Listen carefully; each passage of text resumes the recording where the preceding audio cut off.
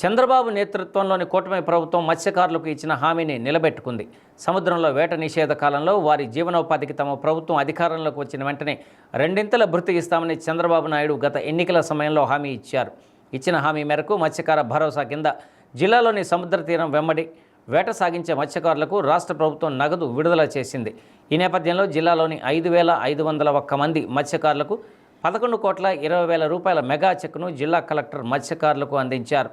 ఈ నేపథ్యంలో మత్స్యకార సంఘాల ప్రతినిధులు హర్షాన్ని వ్యక్తం చేస్తూ కలెక్టరేట్ వద్ద ముఖ్యమంత్రి చంద్రబాబు నాయుడు చిత్రపటానికి పాలాభిషేకం చేశారు. ఈరోజు మత్స్యకారులకు నిజమైన పండుగ అంటూ హర్షాన్ని వ్యక్తం చేశారు.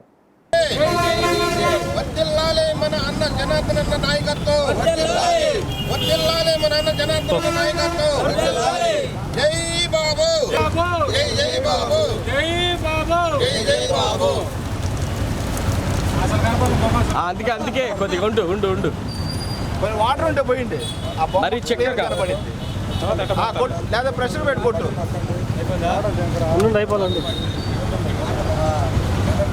బొమ్మ కనపట్ల బొమ్మ ఎట్లా కనపడదు బాల్ తెచ్చిపోతే ఇప్పుడు నిలబడి అన్నా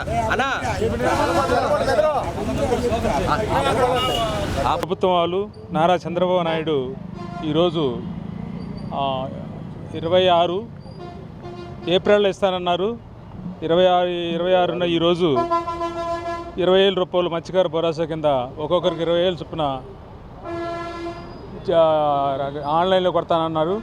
చాలా సంతోషం. మత్స్యకారులందరూ కూడా ఈ 2 నెలలు ఏట విచ్ఛేదన సమయంలో మత్స్యకారులందరూ కూడా హ్యాపీగా 20,000 వస్తుంది కాబట్టి హ్యాపీగా ఫీల్ అవుతున్నారు. నెక్స్ట్ కూటమి ప్రభుత్వం కూడా మంచిగా చేసిందని ప్రజల్లోకి తీసుకెళ్తాం.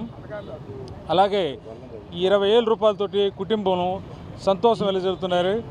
ఇవాళ మా మత్స్యకారులందరూ కూడా చాలా హ్యాపీగా ఫీల్ అయ్యి నారా చంద్రబాబు నాయుడిని వాళ్ళ కుటుంబ సభ్యులందరూ కూడా పాలాభిషేకం చేసి ఒంగోలు కలెక్టరేట్ దగ్గర పాలాభిషేకం చేసి చంద్రబాబు నాయుడు బొమ్మకి పాలాభిషేకం చేసాం.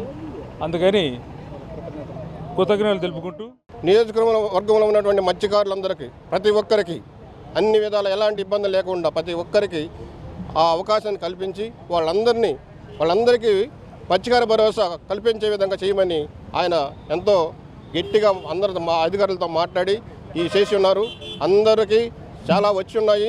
ఇంకా కొంతమంది చిన్న పొరపాట్ల వల్ల కొన్ని కారణాల వల్ల ఉన్నాయి. వాటిని కూడా ఎమ్మెల్యే గారి దృష్టికి తీసుకెళ్తాం. అది కూడా చేస్తారని మాకు నమ్మకం ఉంది.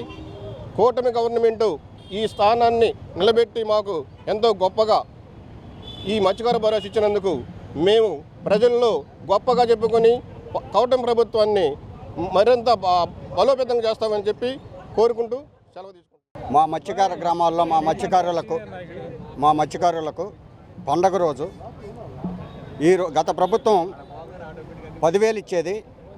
అది కరెంటు బిల్లులని పొలాలు ఉన్నాయని చెప్పి ఎంతోమందిని లబ్ధిదారులను కూడా అనర్హులుగా చేసింది.